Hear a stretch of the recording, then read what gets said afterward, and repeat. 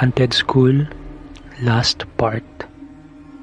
Walang pag-asa, walang bayani, walang naiwan sa labas.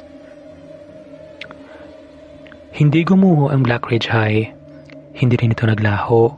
Ang totoo, hindi kailanman ito umiral sa parang alam ng mundo.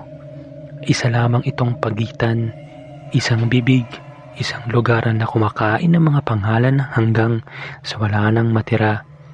At ngayong gabi, tapos na itong magtago. Nagising si Sandy sa loob ng silid-aralan. Hindi niya alam kung paano siya napunta roon.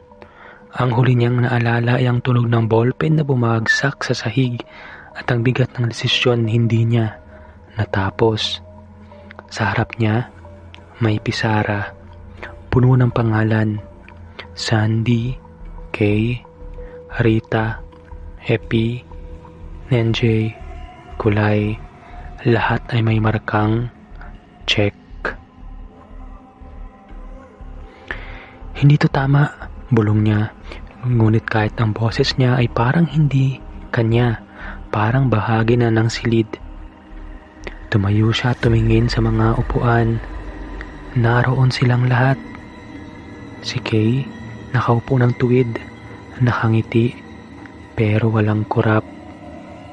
Si Rita, yakap ang sarili. Paulit-ulit na binubulong ang sariling pangalan na unti-unting nabubura sa hangin. Si Epi, nakatingin sa bintana kahit wala namang labas. Si NJ, wala nang mukha, hugis na lang ng estudyante. At si Kulay, nakayuko, hawak ang ID na wala ng pangalan. Akala ko may paraan, sabi ni Sandy. Sumagot ang paaralan sa anyo ng kampana. Isang beses, ibig sabihin, wala. Sa gym, muling bumukas ang attendance book. Ngunit ngayon, hindi na ito aklat. Isa na itong salamin. At sa salamin, nakita ni Sandy ang mundo sa labas.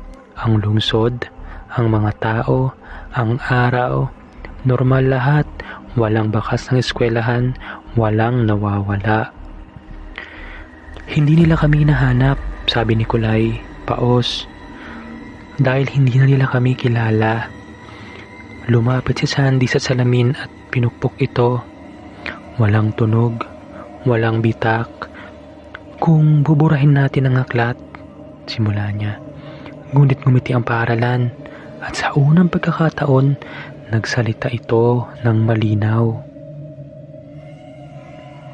Kapag binura ang aklat, mawawala rin ang dahilan ng pag-iral ninyo. Tahimik ang lahat. Naunawaan nila. Hindi sila bihag.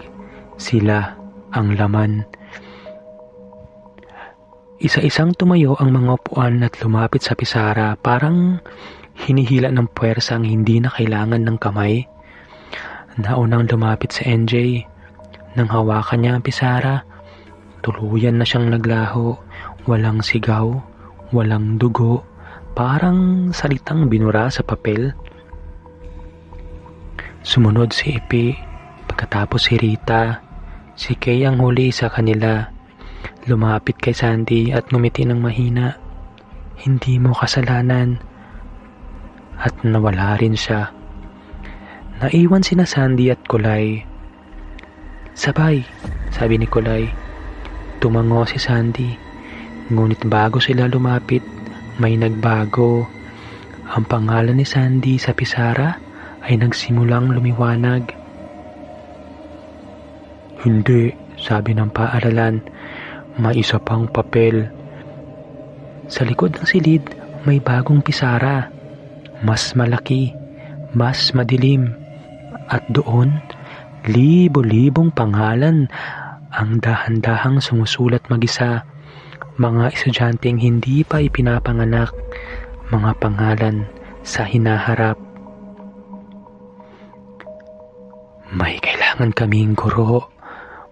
Bulong ng intercom. Naramdaman ni Sandy ang sahig na kumapit sa paa niya. Ang dingding na humihinga sa likod niya. Ang paaralan ay hindi na lang lugar. Isa na siyang bahagi nito. "Hindi!" sigaw ni Kulay. Hinila siya. "Sabay tayo!"